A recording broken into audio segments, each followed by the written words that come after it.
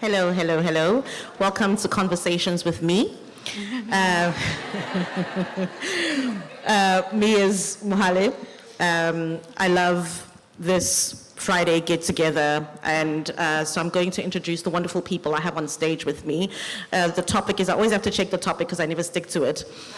Sex, pleasure, and consent. So I'm going to start with my co-host, my ride or die, my partner in conversations, feminist writer, professor, award winner. I just want to say, this is a stage full of award winners, okay?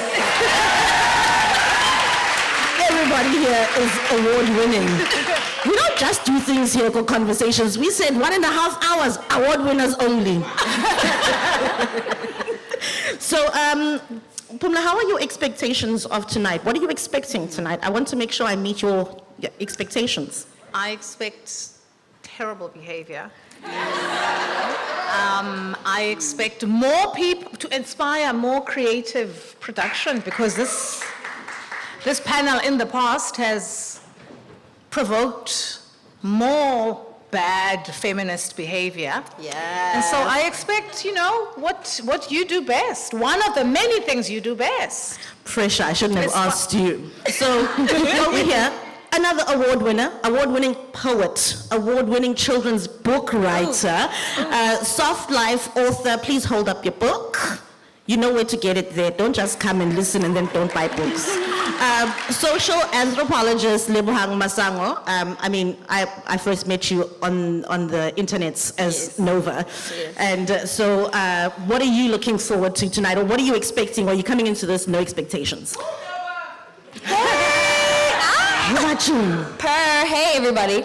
So my name is Lebohang Masango, and I have no expectations. I just came to this like sex, pleasure, consent. What could I possibly say? I don't know. I'm gonna find out. Just like you are. So, yeah, we'll see. Okay, see, I like this. And over there is Maneo Mohale, and they are an award-winning poet, editor, and general badass, actually. It's me. General badass. So what are you expecting tonight, badass? Silliness, lots and lots of silliness. Only because I know who's here, so I know it's going to be nonsense. Lots of nonsense. I'm telling you, award winners. Me too, I'm an award winner, just in case you don't know. And of course, on the other side, I've got Nana who started really this, I want to say a sexual revolution for African women, actually talking about it, being open, no matter how scandalous, how funny, how sad. And it's the award-winning blog, Adventures from the Bedrooms of African Women. Award winners. And please hold up your book. I'm sorry, everybody just hold up your book so we can see what's going on here. And I just like to say that the host is an award winner as a writer and as a rock star, which she's only semi-retired from. So, Nana, what are your expectations for tonight? I'm expecting it's going to be a very hot, sexy evening. Okay, so the intros are out of the way, and what we're going to do, and everybody who knows me knows I do this, is I'm going to give you 60 seconds to give an elevator pitch for your book. So if somebody's sitting here and they just came here because they saw, hotties and cuties on the stage, this is your time. In fact, I should have my timer out. You have 60 seconds, make the most of it. Think while I'm getting my timer out. Okay. I'm serious. No. I love this because you can't even start a topic in 60 seconds, so this is going to be fun. And also, which one are you going to do, Pumla? Which one of your books are you going to do? I'm going to do Female Fear Factory. I'm not doing it. You're fine. It's about sex. I don't write about sex. I don't even know why I'm on this panel, except that I stalk Mohale. Okay, we're going from Nana all the way down to Lebohang. So, oh no, this says 1 hour. I'm sorry, wow. I was going to be like, wow. Sorry, oh my God. I haven't done this in such a long time. Okay, let's go. I think if you're interested in the lives of African women from across the continent and the diaspora, if you want to know what pleases us, how to please us, If you want to learn about our journeys of self-discovery, the ways in which we heal, the ways in which we explore in freedom, then you have to read The Sex Lives of African Women. 20 seconds. You know what, actually? Christ. I'm going to stop making it 1 minute and make it 30 seconds because did you see? Nana just, no, not today. No, not today. Next time. Not today. Not today, my babes. Maneo. Okay, fine. Wow. Well, Everything's a Dirty Flower is a walk through a terrible garden. It's a collection of poems exploring violence, sexual violence, trauma, history, empire, beauty. It's what happens when you put terrible things and beautiful things together and what shapes they make afterwards. You know what? 60 seconds used to scare writers. Now you guys are just killing the game. Pumla, just attempt. You said you want silliness. This is the beginning of silliness. Let's go. I'm stuck. Hela, my sister. Look here. It's No. It's a panel on sex and consent. No. Okay. I will allow this bad behavior because Pumla has been doing conversations with me since the beginning. So you are allowed this one. I love you too. Lebohang, let's go. Okay, so everything that is happening in your underwear, in your panties, in your whatever undergarment of choice is directly linked to the African National Congress. Why? Because you live in South Africa. So, as a theorist who theorizes around the political economy of love, I'm trying to show you that your intimate life is directly connected to the political collective life of the country. So, buy my book, but also just help me become a PhD. Help me get my PhD, because this is what I'm trying to theorize around, and I think it's interesting and revealing, so that's what we're doing.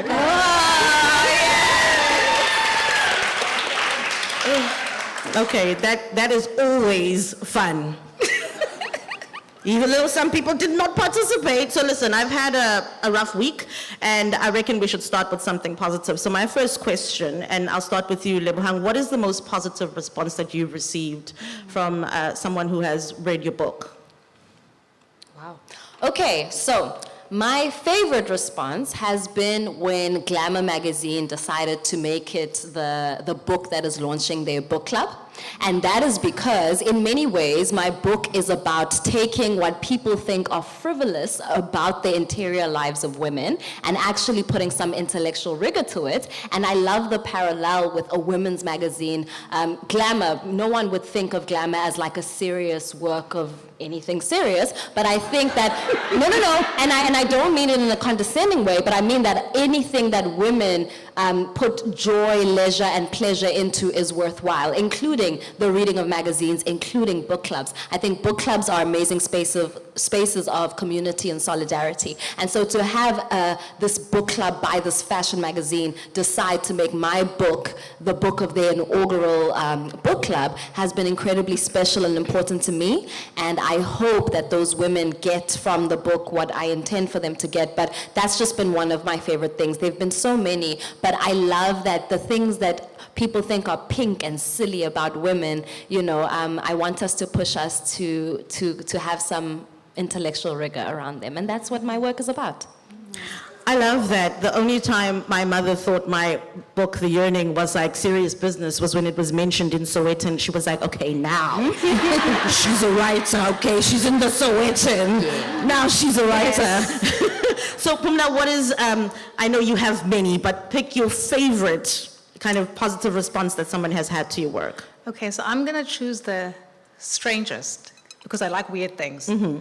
So I'm at an exhibition and someone comes up to me. It's a very strange thing, but yeah. She comes up to me and she says this thing. I mean, I'm caught up in the thing of the exhibition, right? Like the exhibition is fantastic, but it's a complete mindfuck. I'm like, whoa, what is happening? What does that mean? And this person comes up to me and says, hi, Sis Pumla. And I say, hi. And then they talk. They say these things to me. And I'm like, what is she talking about? This is very interesting. And I'm trying to listen, and I'm like recognizing, and I'm trying to connect. And then she says, from page, I don't know, page 65 of Renegade, thank you so much. And then I realized that I was like, I've heard, like, what is she saying? I'm trying to understand. She had recited, I don't know why, she had memorized this paragraph. Oh, wow. And these were my words, and I was like, this is familiar, but what is it? What's going on? This is fascinating. What does it mean? What is she saying? Because I'm like, because she's like, Sis Pumla. And when she said, hello, Sis Pumla Unjana. I said, and she said, and then she started like English, and then this thing, and I'm like, and it was a paragraph about the pleasure of writing. So I was relating, I just didn't remember that I'd written, and I didn't know what, I was listening. And then she said, it's not page 45, I don't know what the page was. Page 45, a renegade called some people, thank you so much. And then she ran. And then I was like, Okay. listen, I'm gonna write more books. This is the thing. So, Maneo, poetry touches people. And I used to date a basic, but his whole thing was, I'm coming to, I used to date this basic. Just a basic man, just a somebody. He's got no opportunities of advancement. He's got no personality. He was just a basic, like on a starter pack. He was a starter pack of a person. And the only interesting thing about this starter pack was every once in a while we'd be having a conversation, and then out would come a poem. And he I recite. And I was like, damn, yes, you're basic, but you are just like, you are an archive of poems. And it was like poems from all kinds of people. So, I mean, even a basic starter pack, you know, poetry touches even a starter pack. So I want to know from you, what are some of the greatest, or what is one of your favorite reactions from somebody who has interacted with your work? Oh dear, I think, my poetry is a little heavy, and I suppose that, so when people do come up to me, a lot of the times it's survivors who tend to come up to me and see a little bit of their experience mirrored. There are two of my favorite examples. One of them was very personal, and it was about 2 weeks after my first book came out, and so I got a long email from someone who knew my abuser and suffered the same had the same violence visited upon their bodies.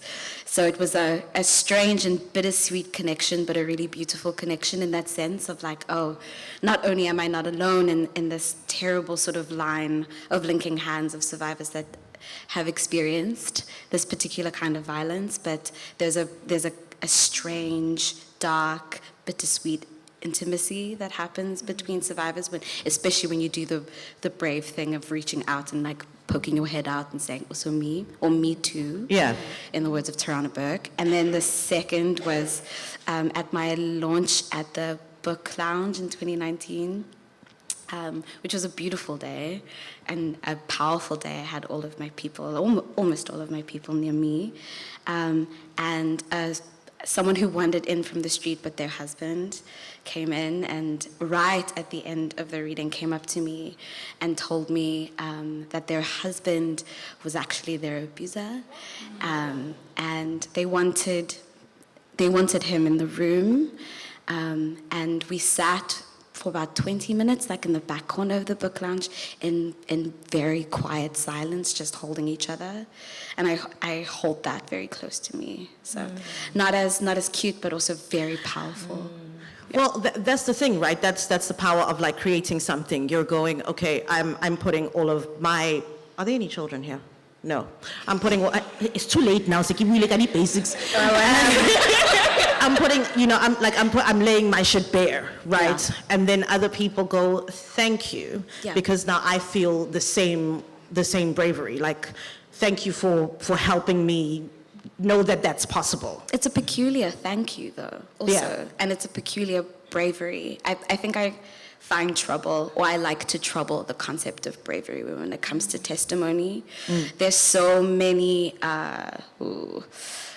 conditions placed upon people that speak, especially femmes, especially women, and the first sort of barrier that we face is belief. And so I like to kind of be like, I don't want to be brave. I hate that it's fucking brave. Like, I would like to just speak and be believed and be supported immediately, but that's not necessarily the world that we live in. And I guess people reaching out to you are saying, I believe you. And also ask, like, Kip, do you believe me? Yeah, asking that permission to be like, okay. And the answer's always yes, at least for me. Yeah. Yeah. So, Nana, same question for you. What is your most interesting reaction to your work? Because I have had several over these few weeks that I've been reading your book, Between This Life of Mine. I've had, there's one lovely story here that really like blew my mind. But yeah, what's one of been your favorite reactions?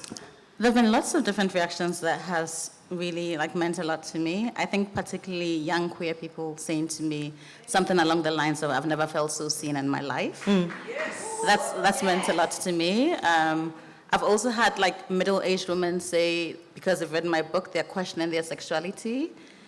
I've also had somebody tell me about a colleague of theirs who got divorced after they read my book, which I think is a success.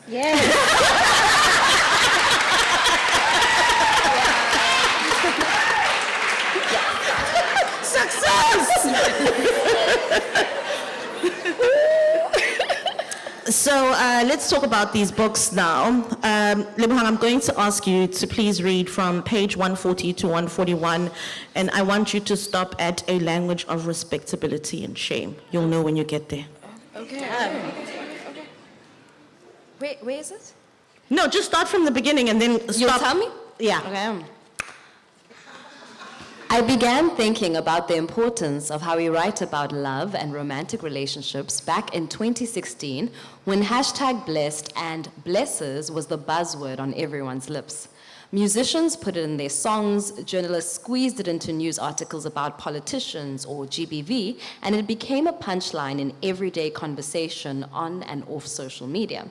I couldn't escape hearing and seeing the phrase everywhere, so I settled on it as part of my research topic for my master's degree in social anthropology.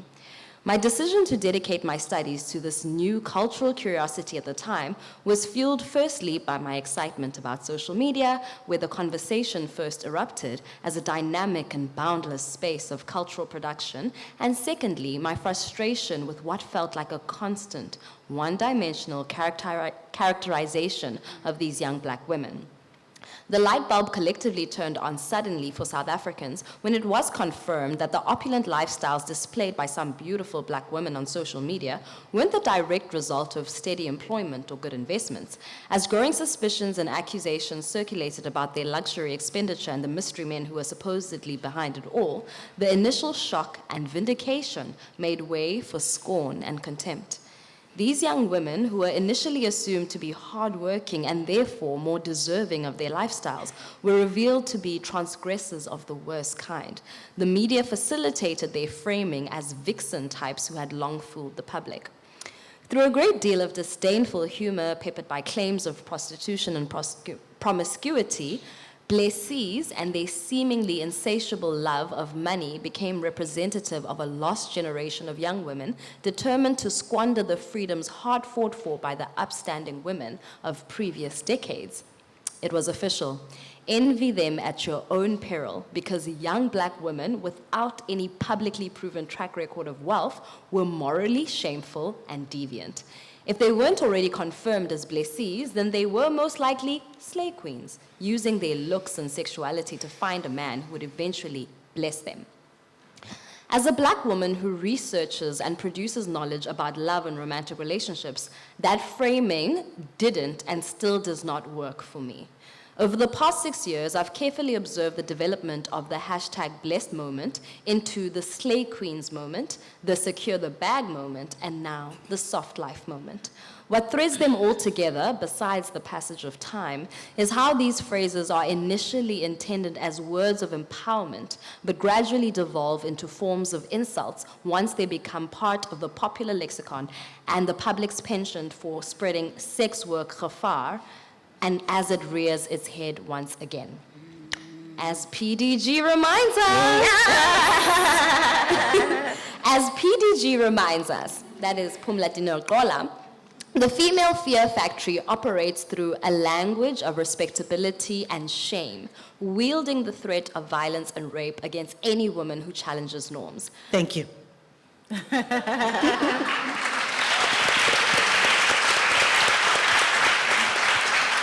So I think what I find interesting about reading this book is the people you spoke to were all women of means, you know? And I thought it was very interesting because, I mean, when people think soft life, right?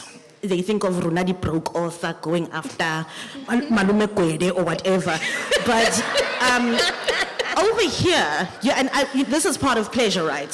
This life is pleasurable for them. Yes. And I wanted to know, did you deliberately find women who are women of means, who have got their own businesses, but they still choose to have a pleasurable life on a man's dime? Absolutely. So I think if you're going to do the work of troubling an epistemic tradition or troubling a very well-established narrative, then you have to make very intentional choices. And so part of the way in which we have approached these young black consuming women in society, think back to when you first knew about Kanyimbao or when you first understood what blessers and blessees were. It is this particular framing that says that these young black women of means are worthy of suspicion because how are they getting this money? Is it through their sexuality? And are they the reason why? Or are they rather, they are at the forefront of this moral panic that we feel, you know, increasing HIV rates and, you know, the politicians. Let's not blame the politicians, but let's blame the young sirens and vixens who kind of seduce them into parting with electricity money to buy wigs or weaves. I mean, it's endless, you know? And while I can understand the frustration of seeing a young, beautiful woman with a Gucci bag and knowing that, like, that could have fixed that village's problem with pit toilets, for instance. Like, I understand that correlation that one would draw, but really, for me, it's really about the state. It's about the fact that the more that our South African state fails to meet its mandate towards the people, the more that we lean into support as human beings. And a lot of that support comes from romantic relationships as also spaces of realizing our aspirations and desire, right? Yeah. And so, yeah, I needed to trouble those waters because it's very easy to be like, yeah, you know, young black woman with Gucci bags and leave it at that. But it's like, no, guys, the problem is for the past 30 years, we've been governed by the African National Congress, whose form of corruption also draws on the National Party's forms of corruptions, whose forms of corruption draws on the Union of South Africa's form of corruption, whose form of corruption draws on Jan van Riebeeck and all of them from 1652. So it's a whole legacy of corruption and dirt and nonsense. So don't lay it at the door of sexy young black women who are allowed under a capitalist government to do what brings them pleasure. It's an entire system that's rotten.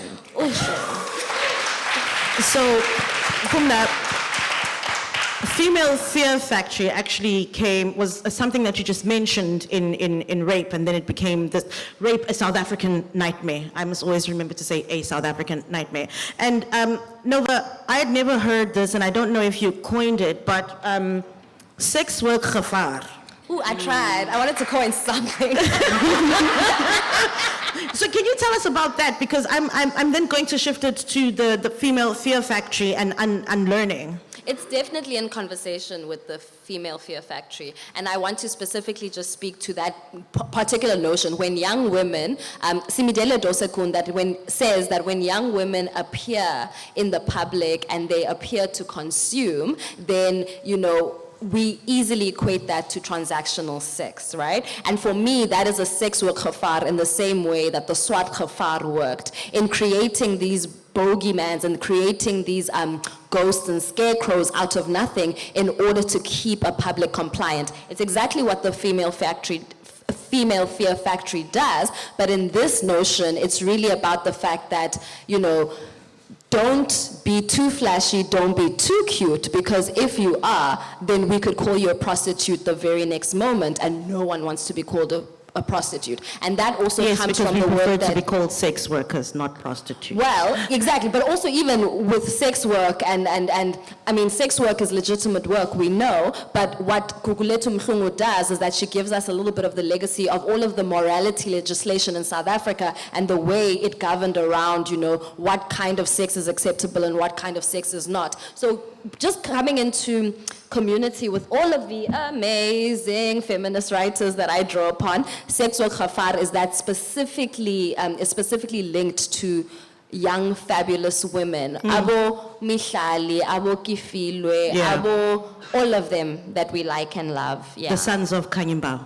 that's what I'm saying. And Nicki Minaj says it all the time. She's like, these bitches is my sons. We all have sons, guys. Even me, broke writers, they are my sons. So, Pumla, we're talking about sex work, khafar, and in chapter 2, and I'm going to hand it over to you, when you talk about fluency, and it's unlearning fluency, and you don't have to read it, because every time I ask you to read, you just, you know, you know it. You're fluent in the work that you did, but in unlearning fluency, I often wonder. We talk about Why can't I read? Why does everybody read it? Woo, you always do this. Okay, read. Where must I read? From where to where? Just the beginning over there, and then you'll know when to stop, because I get it. We're talking about unlearning fluency in these words of. Okay. Unlearning fluency.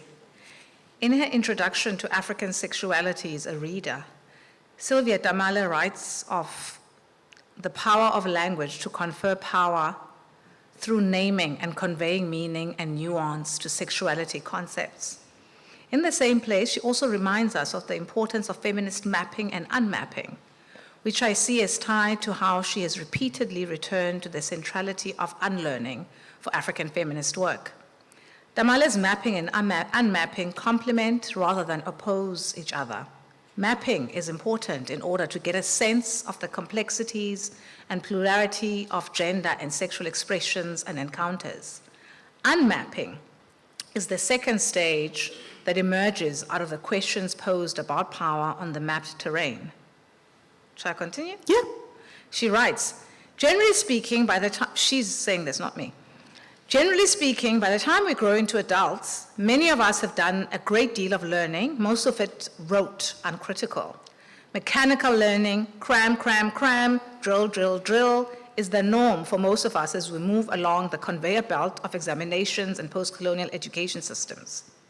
Both formal and informal education, in the main, promote learning in dualisms and absolute truths, such as right and wrong, good and bad, moral and immoral, inclusion and exclusion, male and female.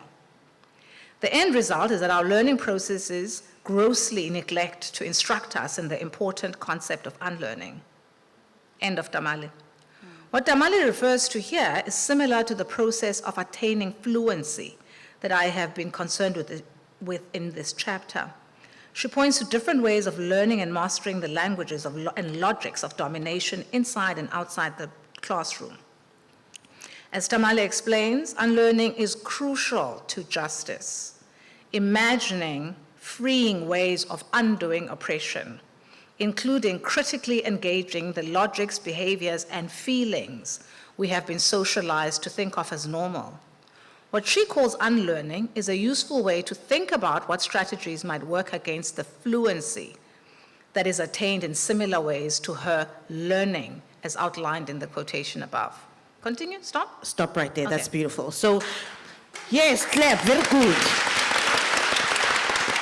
So I actually want us to have a discussion about the unlearning, because I feel like, and this is where we start talking about our own things. I feel like the first time I got the talk was I had my period. My mom literally said, she said, oh, You can get pregnant now, and you're not allowed to walk around the house naked, and you should never let boys see you naked.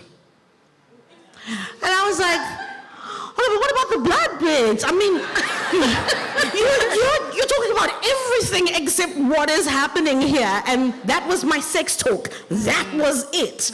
And then, at school later, we also learned it was like, okay, fallopian tubes, this. And I was like, oh, what about the blood though? And the boys all had their own sex talk, and they got to talk about pleasure, they got to talk about erections, they got to talk about wet dreams, and they had all of that explained to them. Tina, we learned about fallopian tubes, losing your virginity, babies, and STIs. And I keep thinking about like the unlearning of that, because I think I had my moment of like, wow, when I was in high school and I was at a girls' school and I was like, well, my mom didn't say anything about not letting girls see you naked.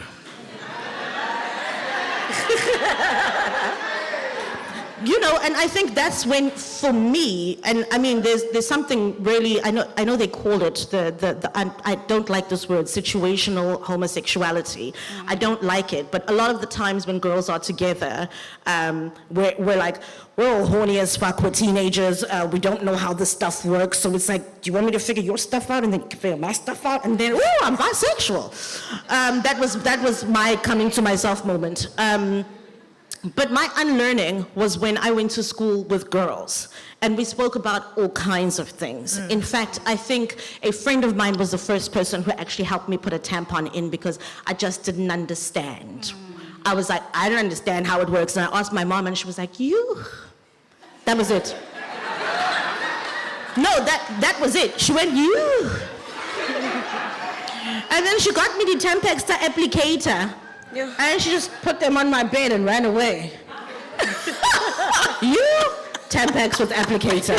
So I was never going to do any of my unlearning at home, and my unlearning happened when I was developing and growing with other women. And I wanted to know from you, Nana, I'll start with you. When did the beginning of your unlearning happen? I feel like my unlearning was really late. I got married when I was 25 to the first man I'd had consensual penis and vagina sex with. And like a year later, I was like, wait, does this mean I'm only going to sleep with this man for the rest of my life? First you married him, then you asked this. And the answer was no. And so by the time I was 30, I was divorced. I moved back home to Ghana. And that was when my whole phase began, which was my process of unlearning. And that's also when I started writing Adventures from the Bedrooms of African Women, because for me, writing about my sexual experiences was a way to process and think things through for myself and to figure things out. And it was also my way of challenging myself to be true to my feminist values around, the feminist values I then had around like sex and pleasure, and that I needed to explore. And so because I knew it was almost because I knew I was going to write about something, I had to like really make sure I was in it and enjoying it and doing it for me. She said, I'm writing about sex, I better have a lot of it. So that was your unlearning. Yeah, okay. And I feel like it's an ongoing journey, to be honest. It is. It's a lifelong journey. And it's a very enjoyable way to do research in the world. My next book is about sex, so I'll be doing a lot of research. So, Maneo, when did your unlearning begin? Okay, wow. I think my unlearning happened quite late. Late, because what is time, But I think unlearning for me, mostly because I had to unlearn in layers. First, I was socialized as a girl, and then something around 15, sort of like there was this alarm in my head that was like, oh, something else is going on with you that might not necessarily just be this. And it was a process of unraveling. I was raised as a Jehovah's Witness. Like, all the women in my family are Jehovah's Witnesses. My father is Catholic, non-practicing, in the way that I'm an intellectual non-practicing.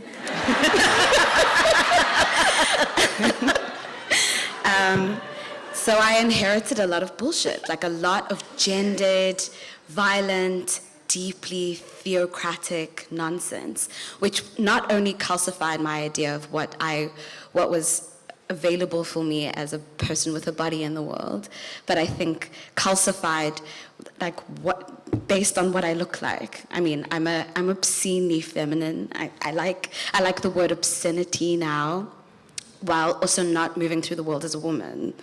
And my non-binariness, or like trying to find the flavors and the textures of what it means to be non-binary without necessarily avowing or disavowing my femininity. I think femininity is dangerous and subversive. I think it's deeply hot and sexy. And I like that. I think where I found the power, I suppose, of my own sexuality was in kink.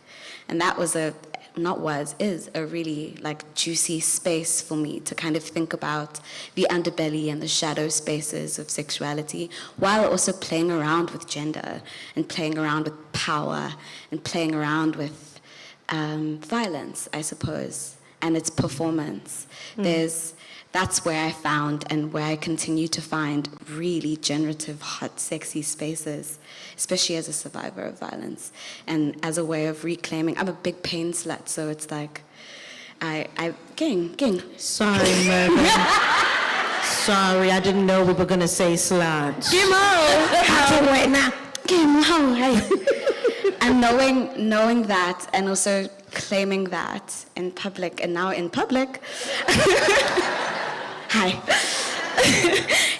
is deeply hot to me. And I think poetry is also such a yummy space to think about that, not just on like a contextual level or like a content level, even like on a structural level. I really like strict forms like sestinas and such, and they can be really hot when you subject a really intense feeling to a really strict form. Hard things can happen, Mohale. I miss my calling as a poet. You should definitely teach poetry. I'll attend the classes. Oh, yeah. Long line of people in harnesses outside my door. Pumla, when did your unlearning begin? Because I feel like Nana said, the unlearning is like continuous, so where did it begin for you? I think it started, I also think it's continuous.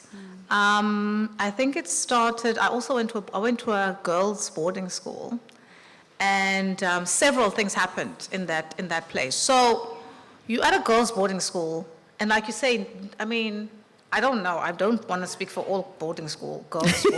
I'm just going to speak for mine. Bodies are a big deal, right? Teenage girls or tween girls, some of us were tweens when we came in, spend a lot of time looking at, commenting on, thinking about other girls' bodies in a whole range of ways, like fascinated, oh my God, like we would talk about each other's bodies like it was normal, which I guess was normal. So people would be like, because we showered together, we walked around, people would walk from, and I mean, I think it's also, I came from a family where my poor dad, I have two sisters and a mom, and we would walk, like we would be getting ready sometimes, and people would walk from one part of the house to the other house naked, right? And so it wasn't a big shock. But the thing is, at my house, people were like, I mean, there was body talk. My mom was very sweet. My sisters teased me constantly about, so that talk was playful, but it was also about what was wrong. I had the deviant body, right? So my boobs were too small, my bum was too small. I mean, it grew, so. Hallelujah. My body avenged itself on them, and I always stop. I remind them every chance. I'm like, I'm sorry, who has the double D? Who has the biggest bum now? Because the whole time we would take bus, they'd be like, woo, shrub. Woo, ironing board, right? Anyway, so then I go to school. Nobody cares about the size of the bum and the boobs. They care about everything else. The tummy, the labia, like, oh, yours is, So then there's suddenly this. But at the same time, we have sex education, and sex education, this is 1985, 86. This is sex education. Everybody sit. These are the images of advanced stage STDs, as they were called then. So you were like,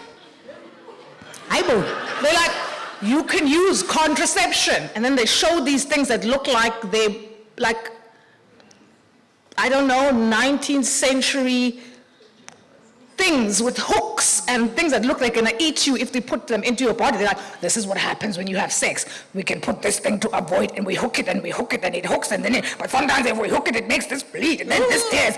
And then if you have sex without the thing, you'll have children, and you'll have genitalia that look like cabbage. So you're sitting there like Literally. or cauliflower, right? Like, jeez. But at the same time, then you go to the dorm and everybody's talking about bodies. Yeah. And everybody's writing Mills and Boone-esque short stories.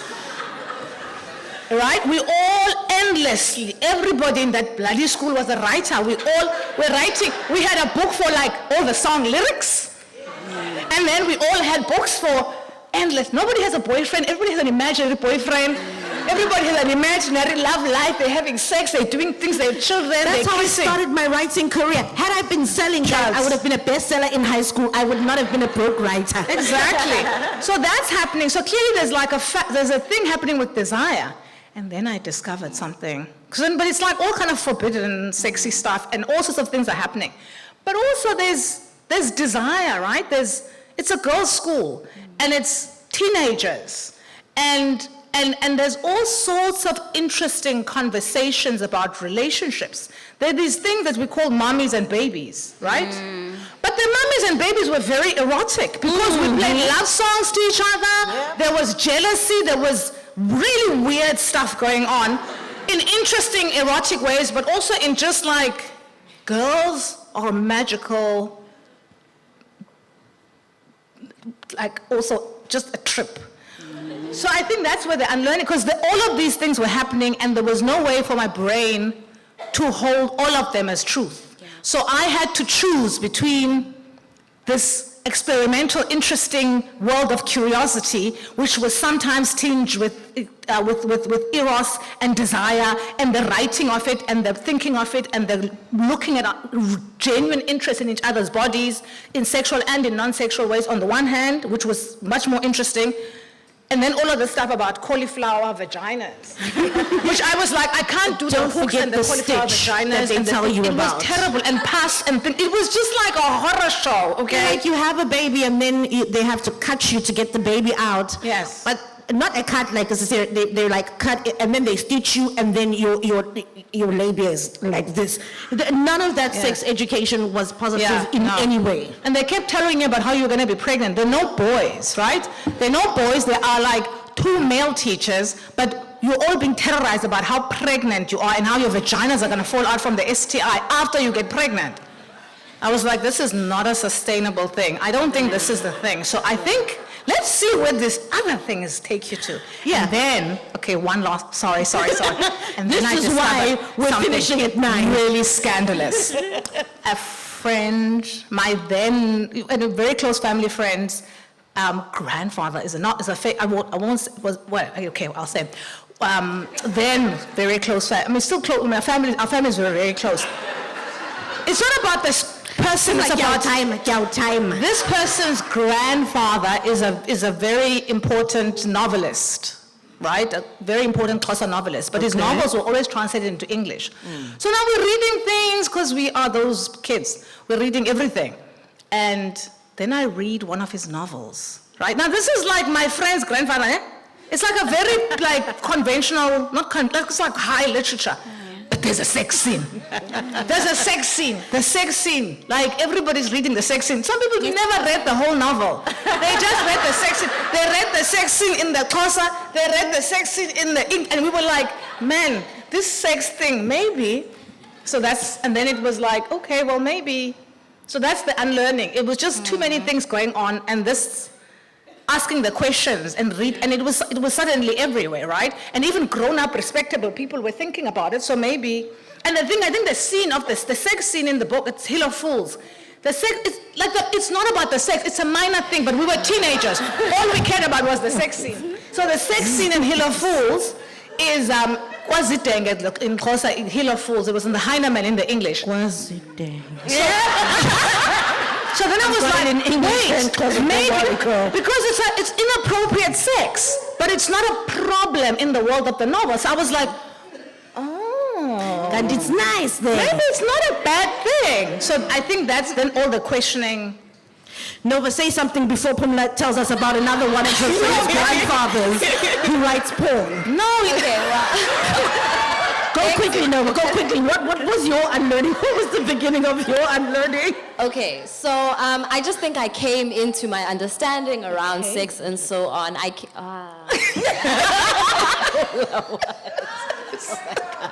So, okay, so I went to, okay, so everyone is, people have shared stories about boarding school. So I went to boarding school as well, but it wasn't a girls' boarding school. It was an arts boarding school. So I went to an arts school. So you get there and you're coming from a very conservative primary school, but you step into this high school environment where actually people are gay, people are non-binary, people are whatever it is they are, and no one has a problem. We are just concerned about producing artists. So I'm doing ballet, some people are doing art, some people are doing music, and some people are studying drama. So this is the National School of the Arts in Johannesburg. So I go there. I wanted to go there.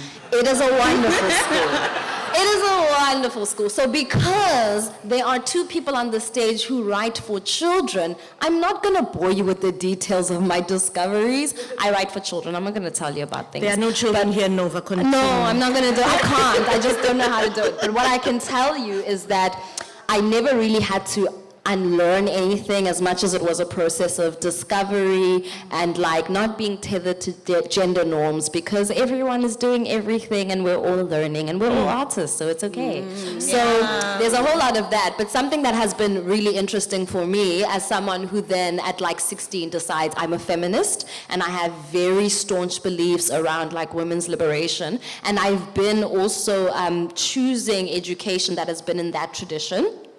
I get to be taught by Professor Pumla Dineo Gqola at some point. I get to be taught by very incredible thinkers and minds over the years. And then now when I get to the process of trying to write about gender, and I'm writing, I love romantic relationships. Anyone who is my friend somewhere in the audience, one of the first things I want to know is like, so how's your love life?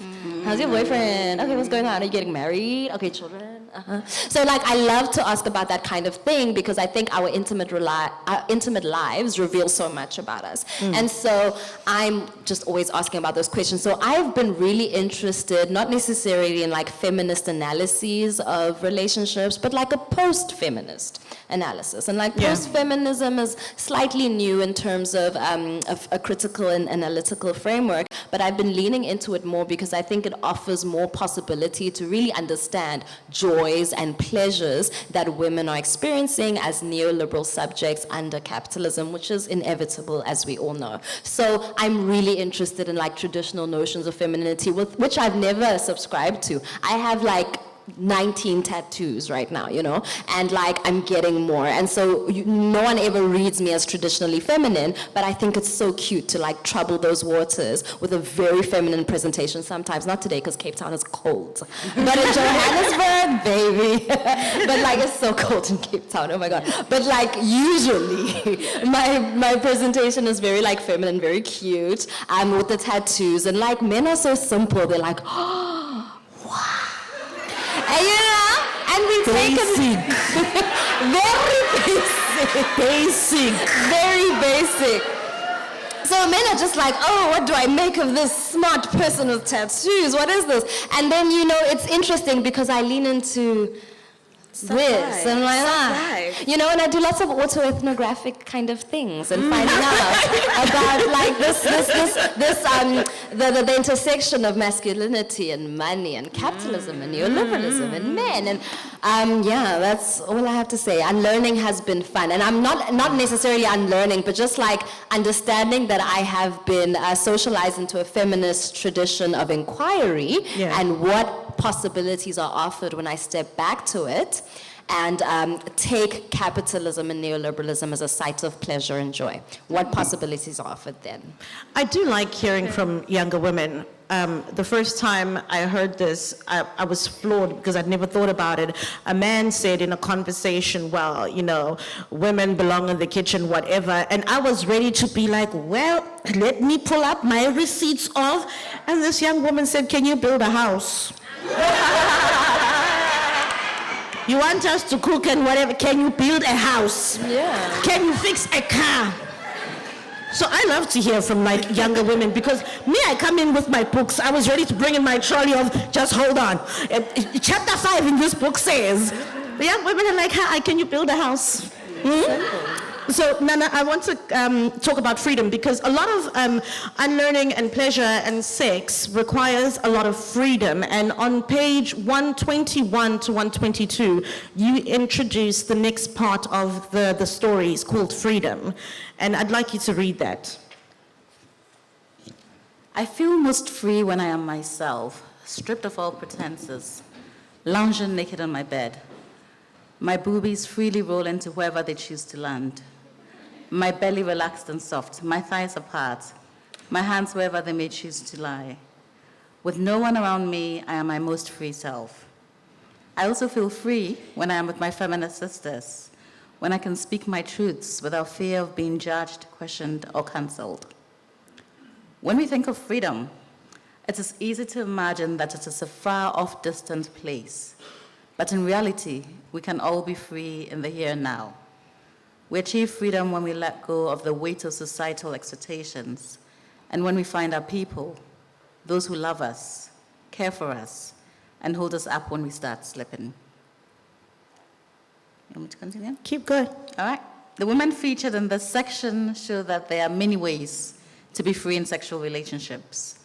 It's no accident that the vast majority of women featured are from the lesbian, bisexual, and trans community and/or practice polyamory. These are women who have resisted societal norms of compulsory heterosexuality and monogamy and have searched both within and without for other ways of practicing love. In my conversation with Fatou of Senegal, she kept reiterating how she'd always say to new partners, I am a free woman. This was a constant refrain because new lovers would often try and reshape her into something she was not, would demand monogamy when they knew she was polyamorous.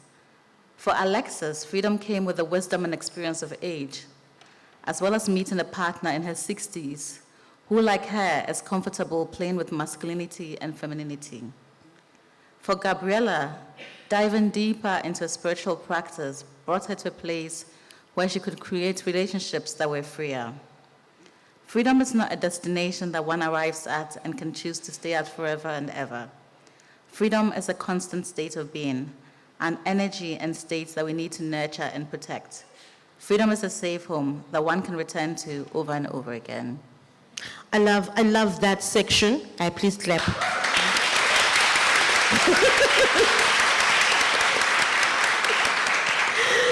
So I love that section of the whole book, and I wonder, do you have a favorite story?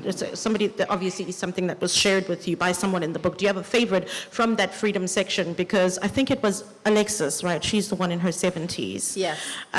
There was something so... I have a colleague of mine who always says, oh, you know, you turn 40, the back is going, the whatever is going, going. And I was like, okay, but, and reading the story of Alexis, she's in her 70s, and she talks about her sex life with her partner. And just the consideration, she was like, there are things that we don't ask each other to do. And one of the things is my partner asks me not to like have her on her knees the whole time because she's got knee problems. But that doesn't change how amazing their sex life is. And for me, that Alexis story, I mean, I just want to read it to anyone. I mean, I've been carrying your book just like, do you want to hear something? It's really cool. It's like, why are you talking about old ladies having sex? And I'm like, because I'm an old lady having sex. What the fuck are you talking about? So I just want to know, do you have a favorite story that was shared from that freedom section? I really love Alexa's story for all of the reasons that you're saying. When I interviewed her, she was 71. And I feel like somehow older women are desexualized, right? Yeah. And sometimes as a younger person, you're made to feel like, you know, you need to do certain things by a certain age. You need to find a partner before you're 30, otherwise you're going to be left on the shelf. And Alexa's story makes me feel really hopeful and excited for the future. You know, she fell in love with her partner in her 60s, and in their 70s, they're thinking, ooh, maybe we want to try some bondage. And I mean, I love that for her, and I love that for me, because that's an inspiration, right? Yeah. That makes you feel like, yes, you can still continue to experience sexual pleasure whatever age you are. Yes, you may need to adjust for body parts that are painful, but then it doesn't stop you from having pleasure. And, you know, actually, just in general, I think my favorite stories were all the ones with older women for that reason, because you never really see older women being presented as sexual beings. Yeah, it's beautiful. And also to learn from older women about sex, right? Because I learned so much from Alexis. She was like, she does not subscribe to like who is the masculine one, who's the feminine one. She's like, sometimes I'm on the top, sometimes I'm on the bottom, you know? And we always try to like re-up our toys. Naughty that toy for 15 years, please. Okay, we'll change it. And like I really love that story, like because pleasure comes from freedom, right? And it's the freedom to actually like explore. But I think also when you have the freedom to talk about your pleasure, you give other people freedom. And listen, Alexis, she's my girl. Very soon, I'm gonna have a boxing yana that we re-up with toys, you know. But I love it. And so Maneo, I'm going to ask you to read. I know I had asked you to read Venus Flytrap, but actually I want you to read your fave. Oh, fuck me. Okay. Sure. My fave. Your fave. Okay. Oh, God. Okay. Well, now you're asking me to like pick between my children, but I'll read two because it's difficult for me to pick between them. I'll allow it. Thank you. Thank you, mistress. So.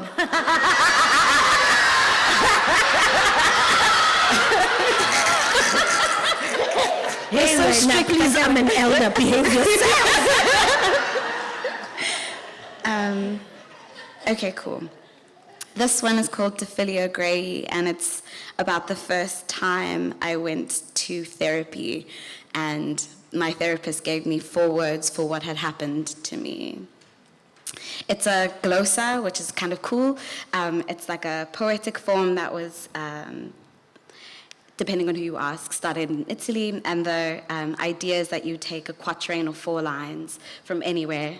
It can be a cereal box, but I like to gloss on other Black trans writers, and one of my favorite baby girls in the world is an incredible writer called Kopano Maroga, who wrote a collection called Jesus Thesis and Other Critical Fabulations. But this, the 4 lines that I took from them is from a Facebook post, a Facebook sort of poem, and this is what I did with them. So these are Kopano's words. Tell me where I can put you down. I've written the sky from midnight to dawn and carried you all the way till morning, and I'm tired. The poem begins. At second session, I hold a glass plate in my hands, translucent and gold as the Gqola, ornamental as apology. Its mass reminds me of my own grief and how it is still too sharp to swallow. My first therapist is calm and white. She wears green to taunt me, so I break her plate. Barely blinking, she unwraps a parcel and offers it to me instead of anger, sensing how taxonomy is both sanctum and shield. She gives me 4 words for what happened in the night room. Tell me where I can put you down, like this, in shards and fragments. Give me the page that will bind your sin in ink and amber. Add this to your extended list of reparations. I intend to collect everything I am owed. This scarred stomach is testimony, and this grammar is a set of relationships between structures of language at the eye level of every sentence. They will bear witness. I know what it means to be time's own shattering. I've written the sky from midnight to dawn in close pursuit of an exorcism, only to summon the smoke of my own shame. This shouldn't surprise me as much. I am writing in English. In the beginning, I hand my therapist bids to protect you in handfuls of my own teeth. You knew not what you did. You were led by the wrist across a border. You were jealous of the man sleeping in my heart's watchtower, and I deceived you and carried you all the way till morning into the night room with the poison candy floss of my charm. Of course it was my fault. My therapist watches me break myself with the same calm. I am less fragile than her gold water plate, but I break with the same spectacular sound. I am made of something more precious than glass. I'm looking for words now, and I'm tired.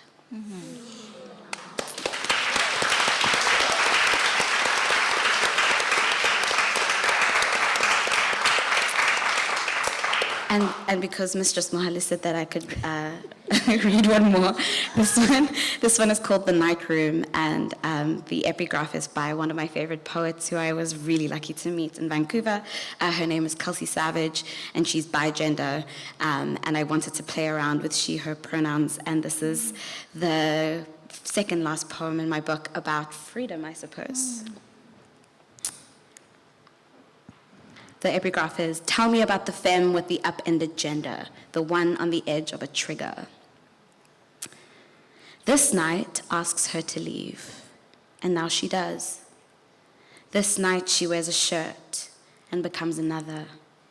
This night she eats a mango and forgets. This night she joins a chorus and feels uneasy. This night she finds a bridge and writes, me too. This night she eats their curry and hides their clothes. This night is doused in beer and then in gin. This night she freezes up and lets them rage. This night she kisses them and sleeps unnightmared. This night she doubts decision and builds a box. This night she watches curiosity kill a cool cat. This night, she joins the women refusing to dance. This night, she reaches nakedly, revels its sound. This night, she leaves the current that spits her out. This night, the room is empty and made of nectar. This night is withered blossom now, is open.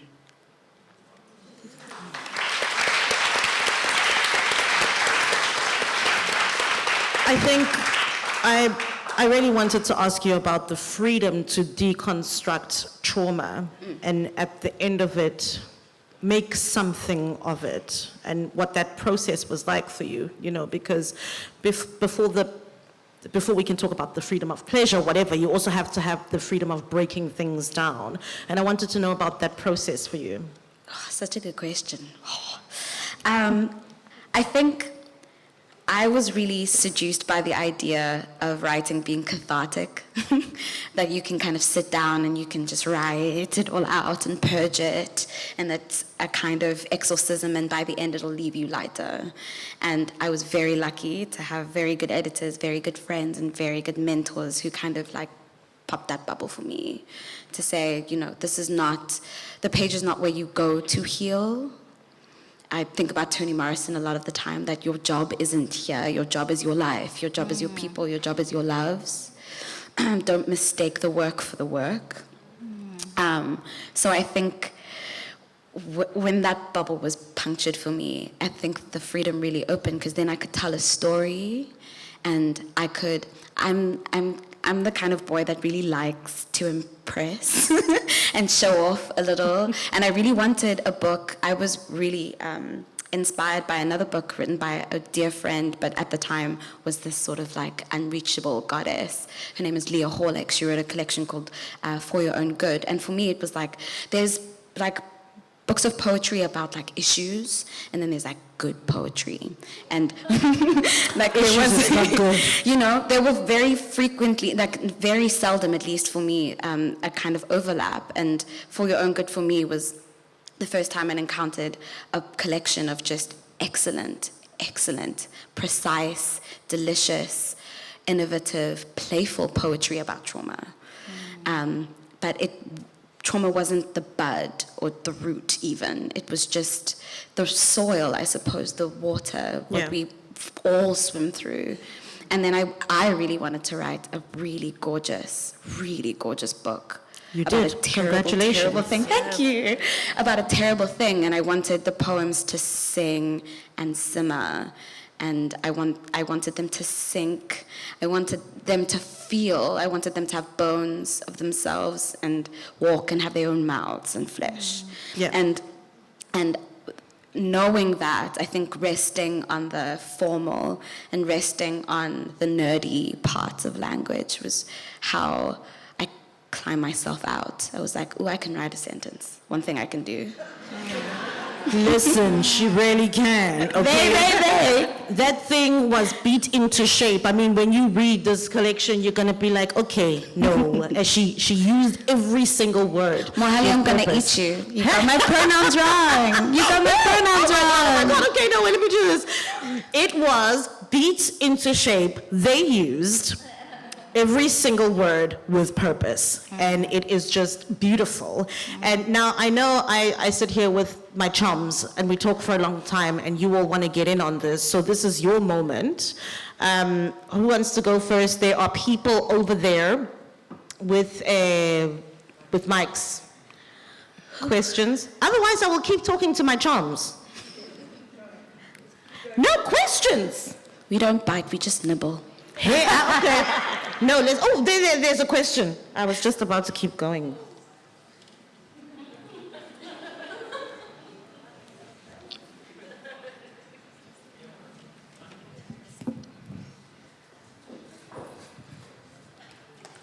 Where is the person? Oh, there.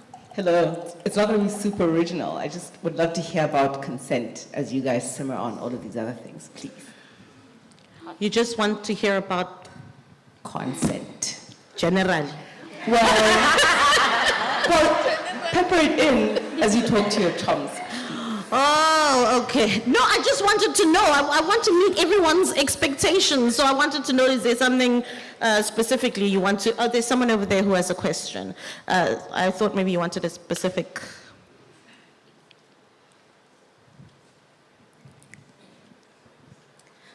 Firstly, thank you all. This was just delicious, and I loved every second of it. I think a question I have, and this is for everyone, you're talking about pleasure, and I think there's a certain kind of, I don't know what the word is, like a juiciness that comes with the ability to do what you want with words, you know, to shape them, to whip them into submission sometimes, to let them.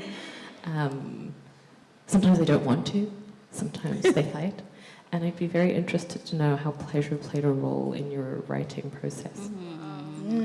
Okay, pleasure, consent. Anybody else? No? Okay, me and my chums are going to keep going. Somebody, when you're ready to ask a question, just shout Mohale, but don't shout in jail for pleasure. Shout because you want to ask a question. Okay, so this conversation about consent actually is very interesting because I wondered, did anyone actually ever tell me about consent? And of course, I've already told you, my mother went, when I asked her about tampons. So it wasn't a thing that was introduced. And even when we had like sex education, consent was never discussed. And I wonder, did anyone have, when they had their like talk with anyone, was consent ever discussed? No. The absence of consent was constantly was discussed with me explicitly. But I suppose, so that's important, right? So there was, the sex, so not at school, but like with my mom, the conversation was wasn't around my body as dangerous, but it was about how it was the danger of having a pubescent body and the ways in which the ways in which older men might feel entitled to. But it was, so I can't remember exactly how she said it, but I know that, for example, the first time an older man says something inappropriate to me, I run to my mother immediately. And I know that my friends don't run to their mothers, and my mother unleashes spectacular levels of fury on this man that go on for weeks. And so I think, but she also has a conversation with me, right? So she has a conversation about, okay, this is what men might start doing because your period and your boobs and things started growing sooner than, so you look older. I don't really think I looked older. I think all pubescent kids look older. I don't know, like they shock us. One day they little and no sense, and the next day But their faces are still weird and their limbs are still awkward. Yes. So you know that's a child. Well, you would think, right? But so this person says this, and it's someone who has a relationship with my family, right? So it's not a stranger. It's someone I think of as a big brother, and he says this thing, and I'm outraged, because little girls' fury is a wonderful thing, but I'm also outraged because I know him, and I tell on him immediately, even though you don't tell. You don't tell. I'm living in a context where it is understood, you don't tell. You tell your friends, and you keep it to yourself, it's shameful. But because I've had this conversation about it's not okay to do these things. Yeah. But of course, I think, so I don't have the conversation about when it's okay. The implication is one day when you grow up and you get married, it will be okay. But it's not okay for people to think that they can, yeah. So there is that conversation. It is about consent, but it's about it's okay to withhold your consent, and it's not okay for people to do things in the absence of your consent. But it's also an anxiety about, listen, when a consent is there, when you're older, you're too little now, but yeah. It's almost like consent is something you grow into. Nobody's like, no, that is something you have immediately. Like even as a little person, you say no. They're just like, yeah, you say yes when you're big. And it's like, well, what about saying no when I'm little? That's something that's never really discussed. And this was actually one of my questions is, if you could give yourself a talk about consent and pleasure, what would you say to your younger self? I'll start with you, Nana, over there, because you look like you already had it in the bag. You were like, I mean, if I could give myself, my younger self, a talk about consent and pleasure, I think I'll say I'm entitled to pleasure. I never thought when I was young that I was entitled to pleasure. I think we sometimes act as if young people don't have sexual desire. yeah. You know, and we don't teach them how to negotiate pleasurable sex for themselves. And I feel like that's the talk I would give to myself, that it's possible for you to have pleasurable sex, which includes sex with yourself, and that may be better than sex with other people, and that's okay. Yeah. Maneo? I think I would tell baby mans that pleasure is a birthright, and that desire is a door, and you have control of the handle all of the time, and it's not always about shutting the door. It's about opening the door too, and you can open it as much as you want. You can keep it ajar. You can close it whenever you want.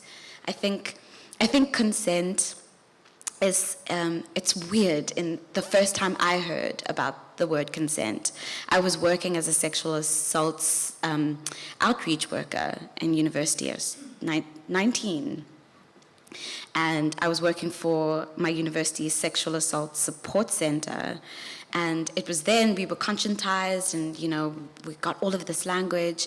And then I stayed on with the SASC all throughout my university education. And I was assaulted when I was 21. In the winter of my third year. So I was still working. I was going into frat houses and giving lectures on consent. My favorite one, or my favorite weekend to work, was Valentine's weekend, because all these boys would give me all these questions. And I think I had an idea about frat houses as this like cesspool of just terrible, terrible, terrible masculinity, and absolutely, for sure, cesspool for sure. But I think why, for sure, I'm never going to say like, oh man, it's like amazing places, no.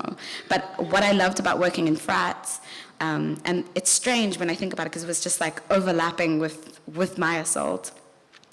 I was assaulted in the winter, and just before I had given this workshop, and the horror, I think, but also the beauty of a space like that is boys asking themselves and asking me big questions about consent, and then you can figure out, and you can see it happen in them, that they've been violators or sometimes been violated, like in real time. Yeah. And I found out I was violated in the middle of a workshop. I found, like, we had just been given this big pack on drug-facilitated sexual assault.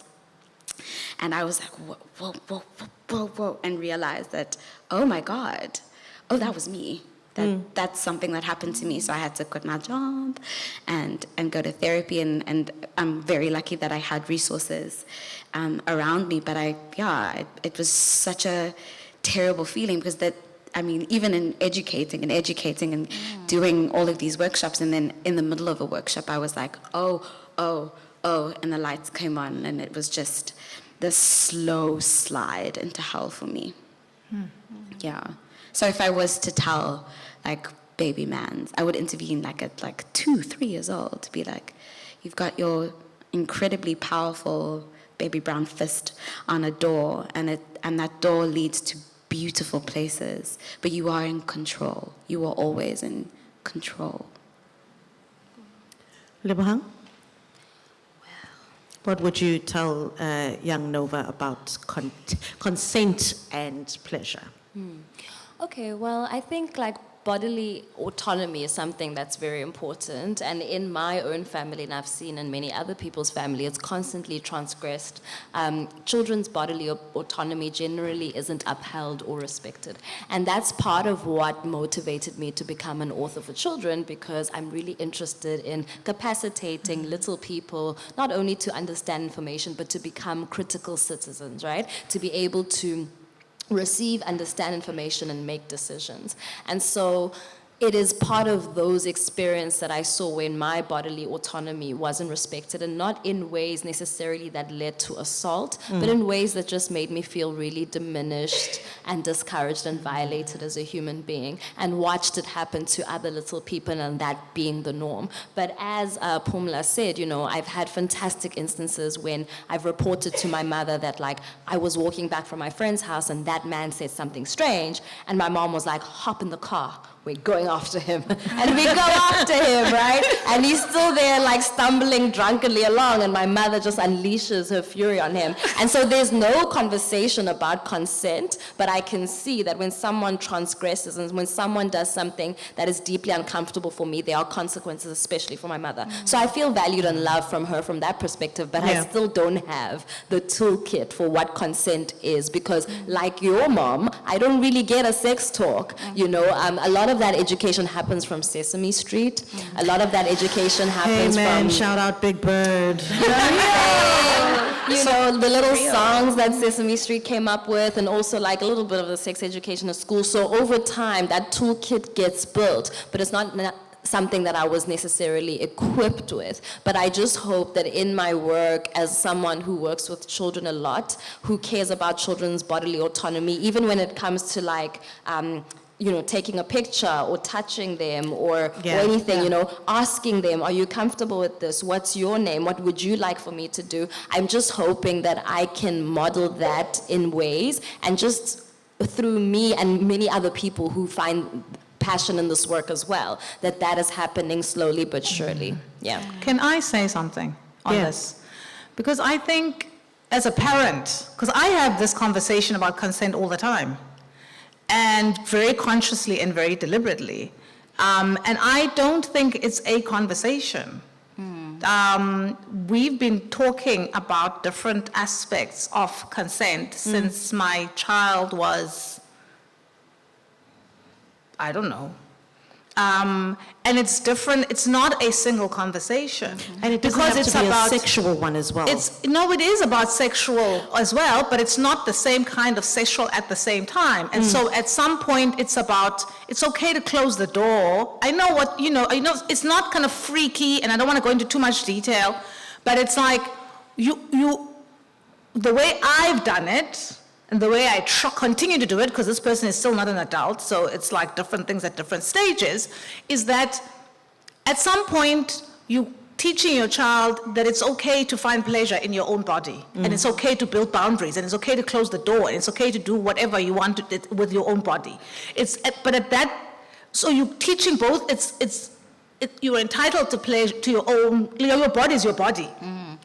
Because I think often we teach children, tell me if someone touches you or terrorizes you, and so then they start to think about their body in these terrified ways without also thinking, but it's my body. So I can, and so I try to have those conversations, not in the same moment, but at the beginning in that way. And as my child gets older, then we have a different conversation that involves, so we started with you and your own body and owning your body and having permission to do whatever you want with your own body. And then talked about it and continue to talk about it. I mean, maybe we over talk it, but and so we have conversation. A lot of my friends who have children of the same age often say to me, we just can't believe how much you get told. And I'm like, because I didn't just start now, because we've been talking about different aspects of it. And even though and I won't lie, I won't pretend that it's always comfortable. But I think, because sometimes I'm like, I don't want to know that. But I don't say that, right? I say, And so we have conversations about consent all the time. And now as a teenager, we're having very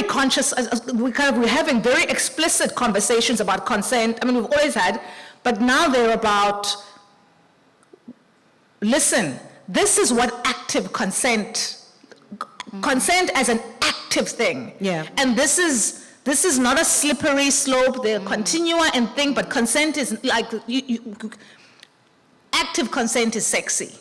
And it's hard because you kind of sometimes feel like, because I was raised the way, in the world that I was raised in, like you have anxiety about, shit, am I telling my child, is my child gonna think that I'm saying you are allowed to have sex now? Because technically I don't think my child's allowed to have sex, but also I can't say, it's complicated, we have these conversations, but you're not allowed, and I do, and I say now, I've said recently, and I don't want to tell his business, so I'll tell my business. I said recently, look, here's the thing, as your mom, I am not going to think, I'm not going to be okay with when you are ready to have sex. No parent is ready for their child to have sex. My so dad I'm gonna told think me you are I too should young. wait till I'm 30. Right? I'm gonna think you're too young. But you still, our conversation about sex does not need to be about my approval. And so it's not. And so sometimes I get told things that I interest and whatever. I don't want to know these things, but it's important that I be told these things. And so I actively keep that thing open. And I admit to discomfort, but I think it's an important conversation. So I think with children, it's not a conversation, it's an ongoing conversation. And I mess up a lot of things as a parent, but I think this is one of those things that I've done well in. So I think it's one of those things that last week I was with my youngest niece, and my eldest niece is somewhere here, my Shit, cutie my pie. nephew's at the back. Good Lord, don't tell your cousin that I told her. Yeah, don't snitch. No snitching here. What happens at conversations stays at conversations. But for me, it was that thing of like, my niece came over and there were a bunch of us, and she's little, and there's a bunch of adults, and people were just like, and I was like, hold on. And I said to her, do you want a hug? And she very strategically was like, no, but I can fist bump you. And it's that kind of thing, right? Because I just think it's so important to know that you don't have to let anybody have access to your body in a way that you don't want to. And even when she left, I said, we can high five, we can hug, and she came in for a kiss. Me, I didn't say let's kiss, because children are full of germs. But I understood that she brought her germy lips to me because she felt empowered to give me germy kiss. I think that was very important because when she arrived, I said, we don't have to hug, we can do whatever. And then I said, do you want a high five or a hug? And she came in for a kiss. And that's part of like, I wish somebody had told me that as a kid, that you don't have to hug anyone. You don't have to do anything with your body you don't want to, except get bath time. You must wash. You must not be a dirty ass. And I think that's for me, for my younger self. I wish somebody had said, you don't have to you don't have to let anybody do anything to your body that you don't want to, whether it's a hug or whatever. I think that would have gone a long way to solving a lot of my issues with consent. But somebody over there had a question. Yes. There was a pleasure question you didn't answer. Oh, we didn't answer. No, we're going to answer. Right. I just want to remind you, we have 5 minutes left, Pumla, so you're not allowed to speak. About writing pleasure. Okay. Hi. So I think I have a question around pleasure, but my question around pleasure is not necessarily like a question that is about sex, because I think that pleasure is not always sexual, and I know that like for me when I was younger, I hated having conversations about sex because at that point it didn't make sense to me, right? But I'm interested in like how people have learned or like found pleasure in other ways or in other spaces, also because I think that people preface like sexuality or sexual experiences is the only way to receive pleasure. And I also think being in like a drama space, for example, teaches you that you can, for example, touch people and have people touch you, and that be really cool, and find like intimacy and like intimate moments in that without inherently feeling like, oh, we need to be in a relationship in order to have those moments or experiences. So I'm interested in how you conceive of pleasure with other people or with yourself that isn't inherently sexual, and what that might look like. There's somebody up there with a question. You guys always do this. Where's Mervin? Ah, there he is, Mervin.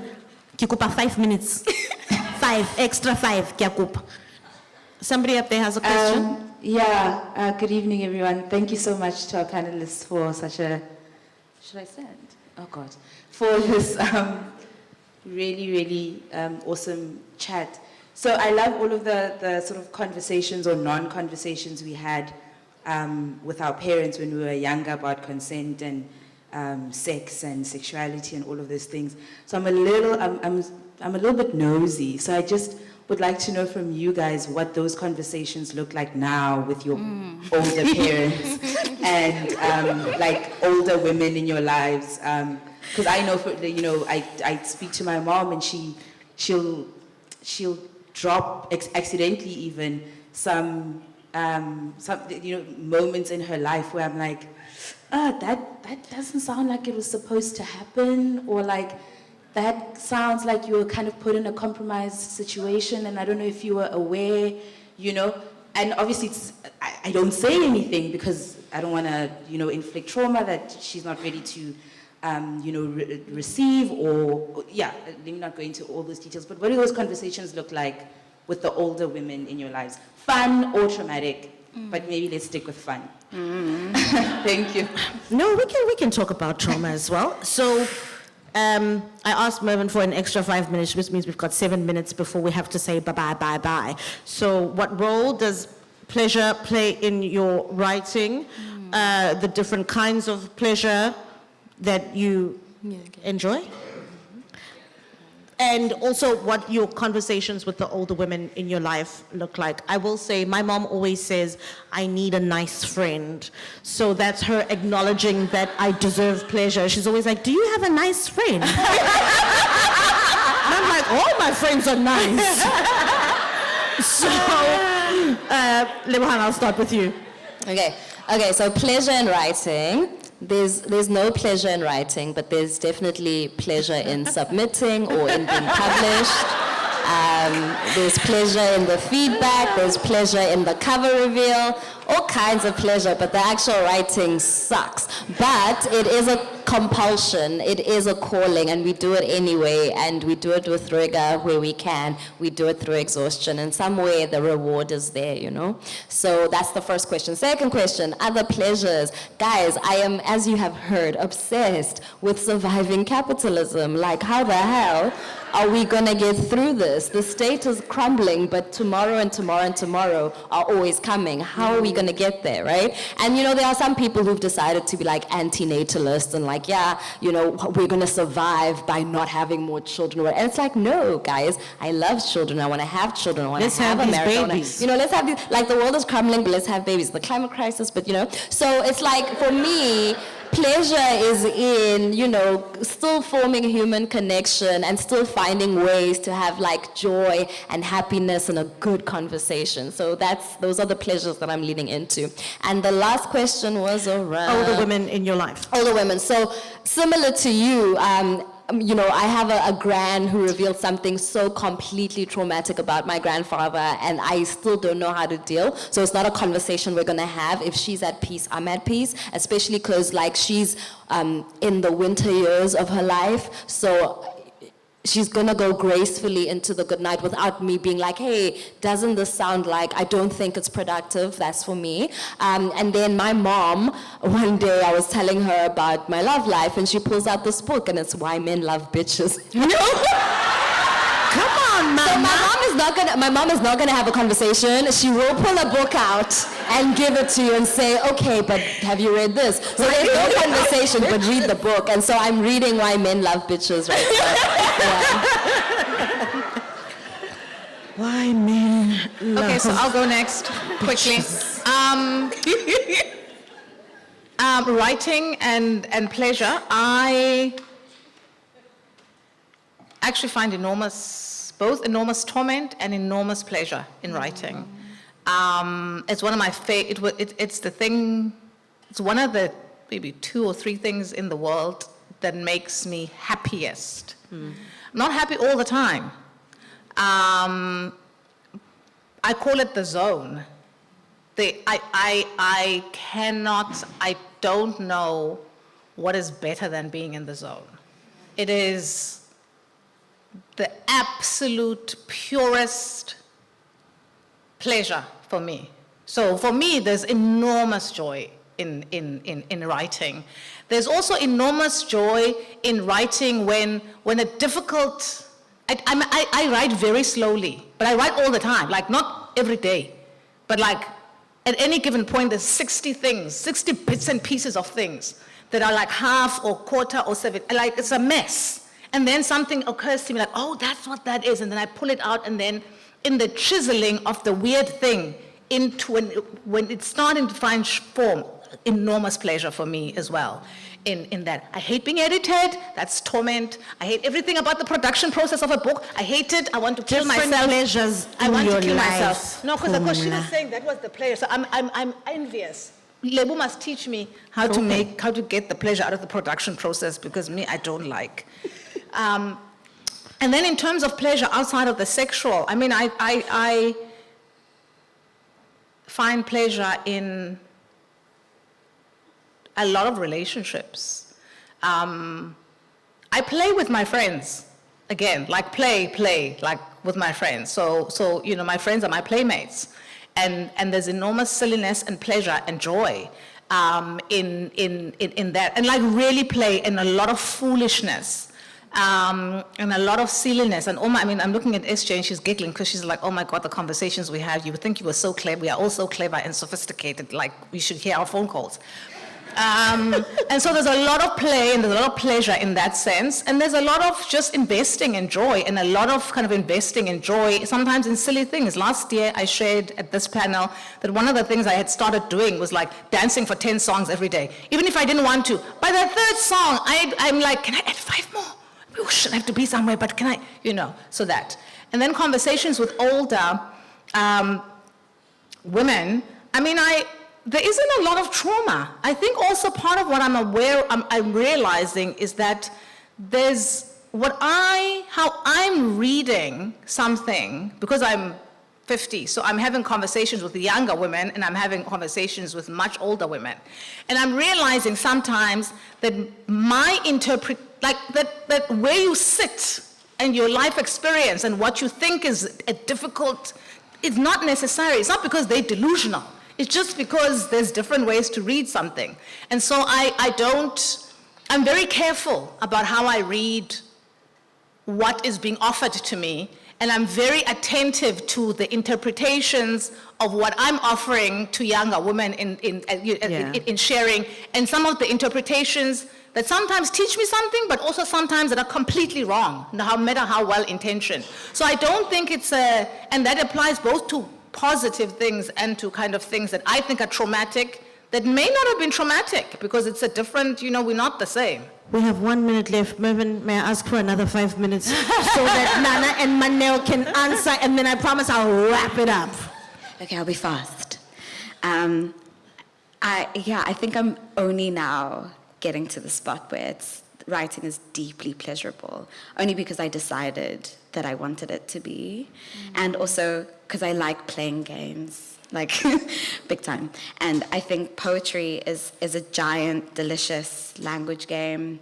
And I like bringing complex, silly feelings. I'm like really into quantum physics right now. Really.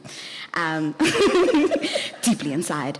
And coming off the backs of like a really gorgeous fellowship and being partnered up with a scientist. And like, I think what I'm realizing about my own process is that I'm really interested in desire. I'm really deeply invested in it. And I think that, like classical physics, what we are told about desire, the sort of like giant sort of sweeping narratives and frameworks and structures around desire and like human desire, not just sexual desire, just like the will to want inside of a person, are just so incredibly codified and strict and hetero and cis.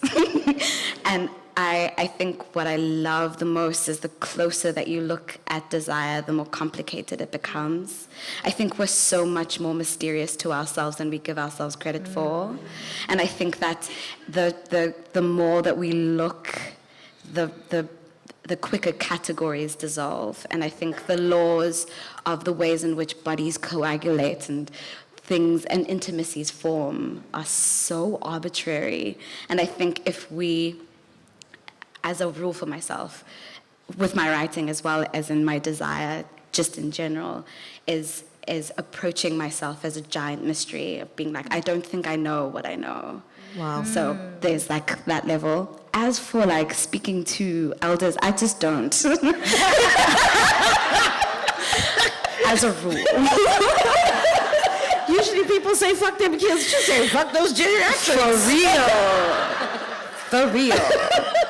For real. I think in the sense that like, I'm a kinky bitch, because it's like, it's hard to be upfront about deviant desires, and not just deviant in the sense of like me being a giant flaming homosexual, but I think it's like, even my homosexuality, like phrased at the edges if I look at it, I love that I'm so much more complex than I give myself credit for. And I think the same is of my writing. There's some weird quantum shit when you look really deeply and when you pay attention. And I like paying attention to people and my loves and my people, because I think they're deeply mysterious. We have 3 minutes and Mervyn will kick us out. Nana, give it.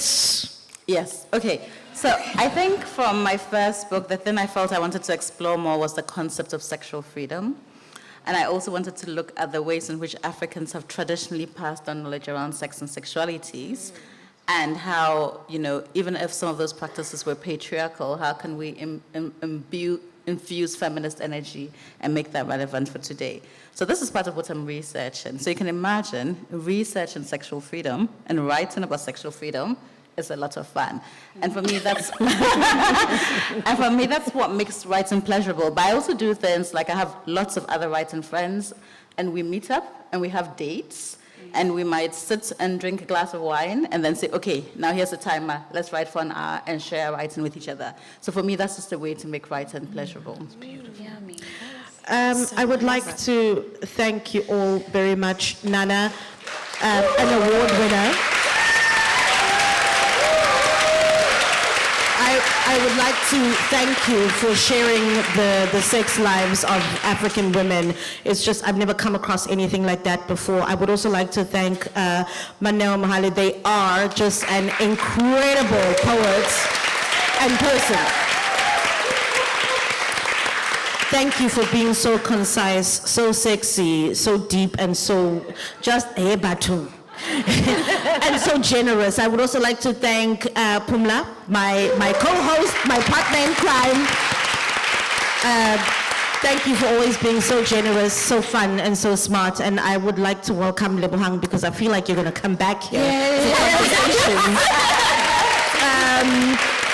Thank you for exploring the spaces where people would have brought a lot of judgment, and you're just like, no, we're all surviving capitalism. So thank you very much. I'd like to thank Mohale, because I know truly. I would like to thank Mohale for just so deftly and so joyously navigating this conversation, which kind of dipped into really gorgeous, treacherous spaces, and I think that you're just such a delight. Thank you for this.